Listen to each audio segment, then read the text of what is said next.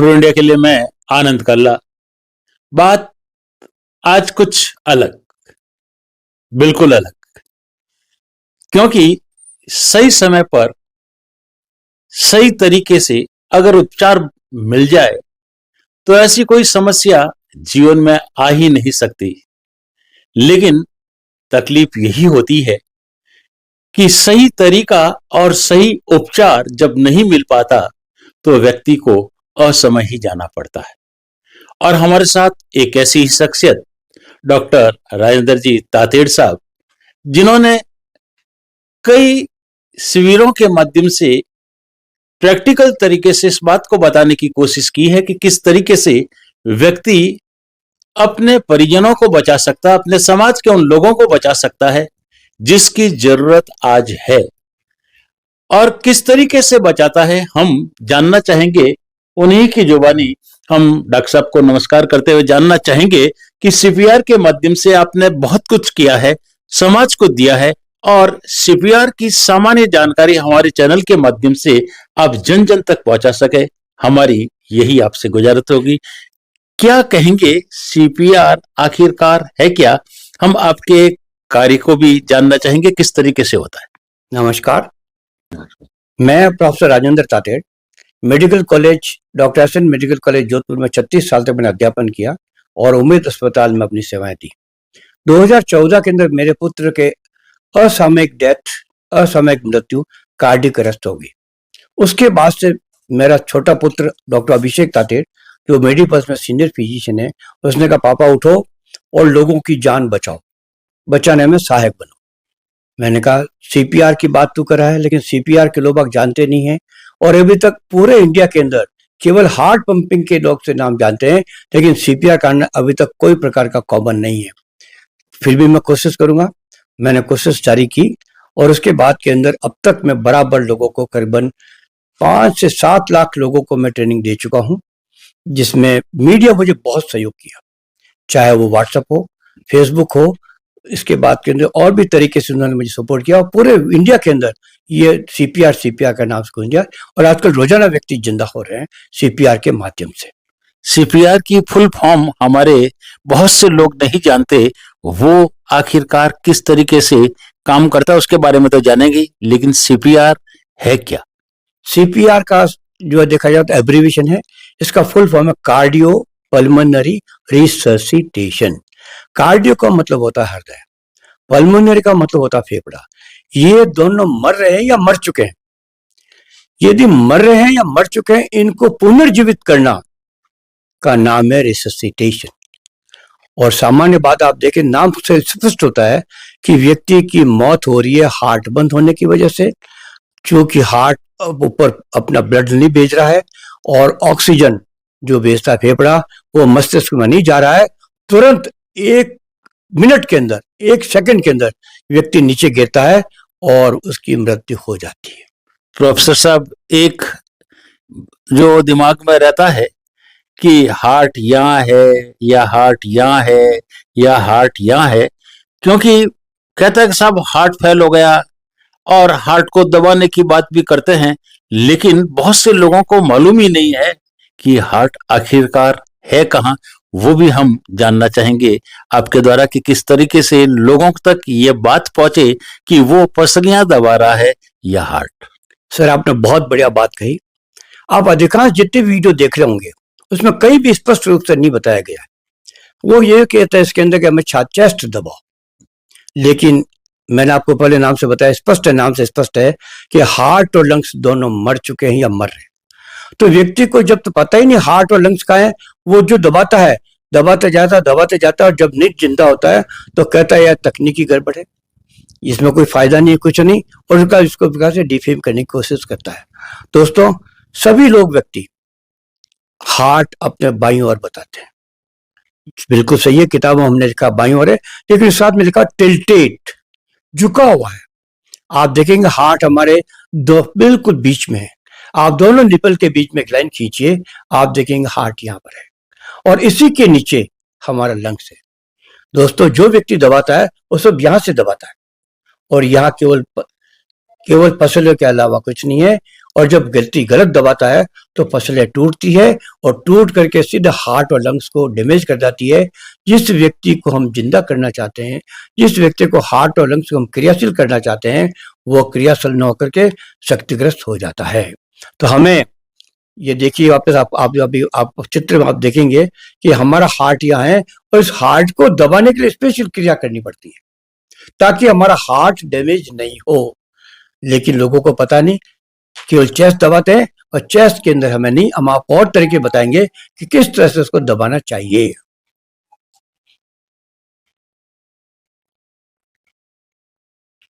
अब जब बात आती है कि साहब हार्ट गलत जगह लोग बताते हैं, अगर मुझे भी पूछेंगे तो मैं भी यही कहूंगा कि साहब हार्ट तो यहाँ है, लेकिन वास्तव में ये बीच की लाइन और जहां आपने बताया है उसको भी जानना जरूरी है। तो ये जो जागरूकता के लिए जब आप प्रशिक्षण देते हैं और ये कहते हैं कि साहब हार्ट अटैक आ गया, किसी को कोई कहते हैं कि साहब हार्ट फेल हो गया, किसी को साइलेंट अटैक की बात करते हैं, तो ये आखिरकार होता कैसे है कि हम पहचान कैसे करें कब ऐसी दुर्घटनाएं घटित हो जाती है कि मालूम ही नहीं चलता कि ये हार्ट फेल था, हार्ट अटैक था या आपके साइलेंट अटैक था। सर, इससे पहले एक बात और आपको मैं जोड़ना चाहूंगा। मैं हमें दबाना कैसे इस हार्ट को और लंग्स को? तो आपने देखा, आप देखिए लंबी वाली हड्डी, हम इसको स्टर्नम कहते हैं। इस लंबी वाली हड्डी को आपकी हथेलियों की, ये जो आप देख रहे हैं ये वाली, इस वाली हड्डी को से ही हमें इसको दबाना है। इस अंगुली का कोई काम नहीं। हमें इसकी चौड़ाई, आप देख रहे इसको स्टर्नम बोलते हैं, इसकी चौड़ाई आपको इस तरह साथ रखना है और यही से इसको दबाना है, यहां से नहीं। जैसे ही दबेगा हार्ट और लंग्स अपना काम करेंगे, मस्तिष्क में खून जाएगा और देखेंगे 5, 10, 15 मिनट के अंदर व्यक्ति उठ के बैठ जाएगा, मुझे क्या हुआ। तो सर, यदि आपने सही दबाया, सही टाइम दबाया, आप समझिए बहुत ही कारगर उपाय है जो पूरे वर्ल्ड के अंदर आप इसकी बहुत जोर से इसका उपयोग हो रहा है।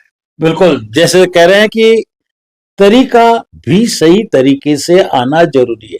अगर तरीका सही है तो व्यक्ति को समय रहते बचाया जा सकता है और गलत तरीके से किया गया कार्य कभी भी उसको बचा नहीं पाएगा बल्कि और अधिक नुकसान पहुंचाने की बात करेगा। हम एक और जानना चाहेंगे कि कई बार क्या होता है कि छोटे छोटे बच्चे भी होते हैं, क्योंकि भीड़ भाड़ की बात होती है, एक्सीडेंट हो जाते हैं और वहां भी तकलीफें होती है, तो छोटे बच्चों के लिए भी कुछ ध्यान में रखना होता है, बड़ों के लिए ध्यान में रखना होता है, तो वो आखिरकार क्या है?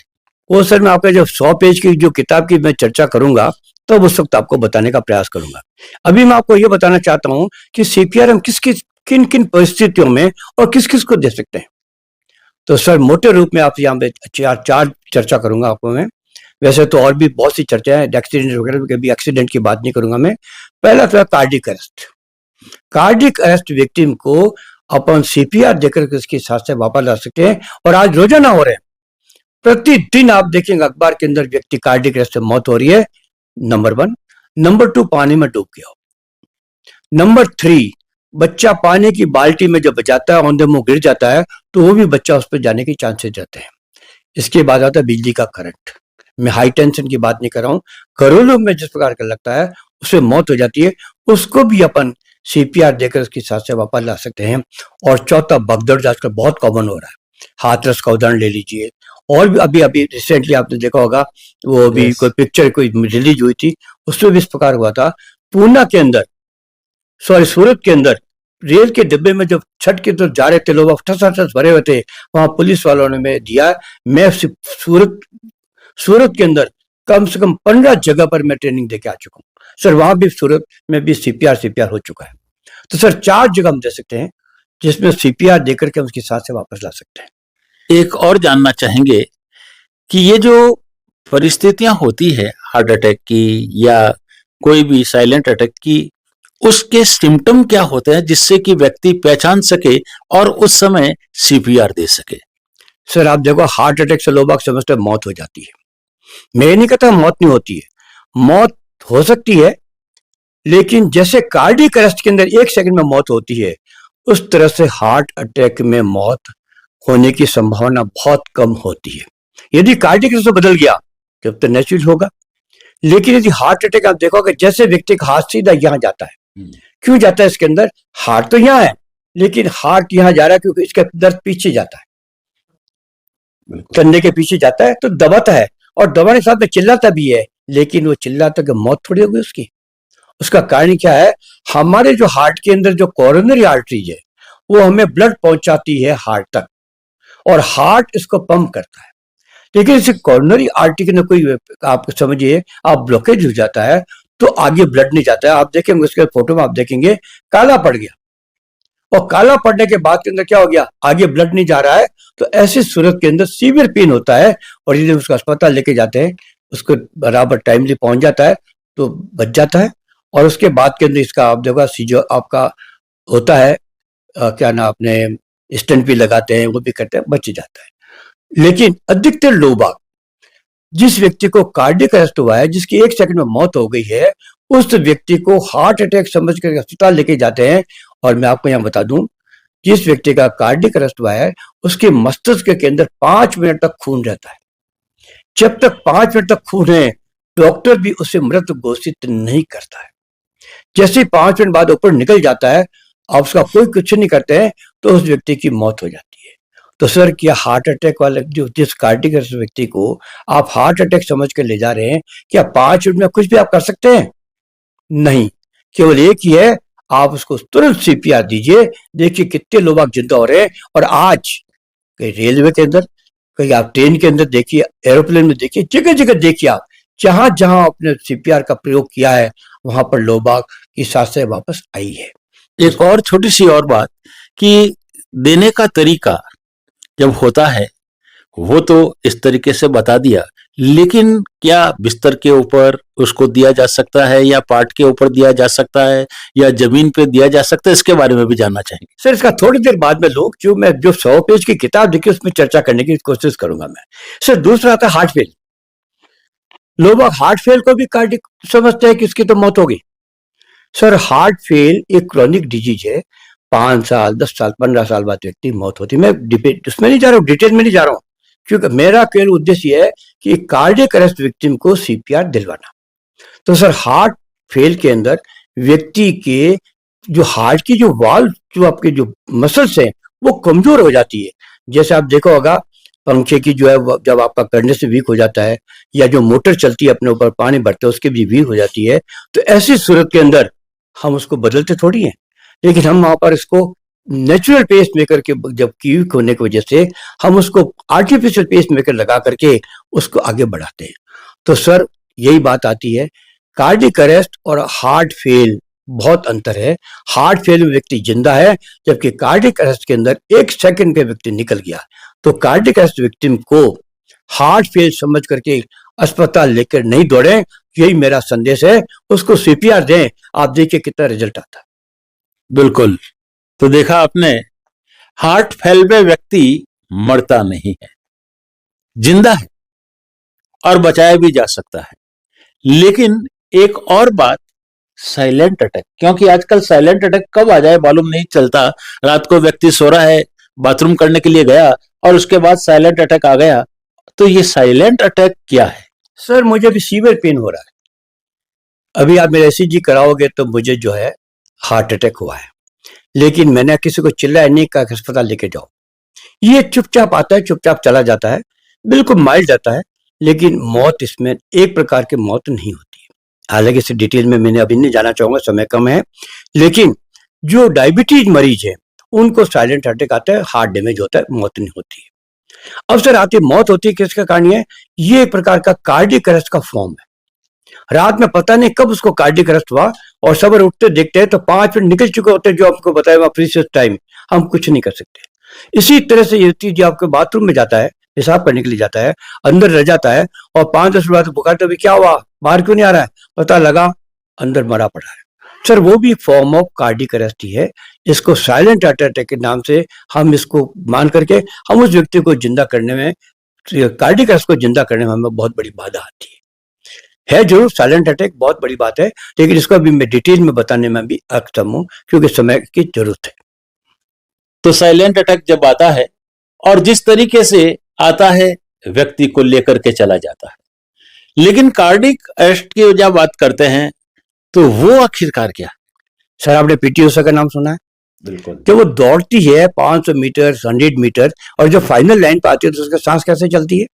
दौड़ने की तरह 150 बार 200 बार, लेकिन वो मरती तो नहीं है। उसका कारण क्या है इसके अंदर कि थोड़ी देर बाद के अंदर वो 72 बार पे आ जाती है। तो हमारा हृदय तो इस प्रकार का जो विद्युत प्रणाली इसकी है बहुत ही कॉम्प्लिकेटेड और जटिल है। सर आपने देखा होगा, अब मोटरसाइकिल चलाते हैं, मोटरसाइकिल चलाते चलते बीच रास्ते में बंद होती है क्या?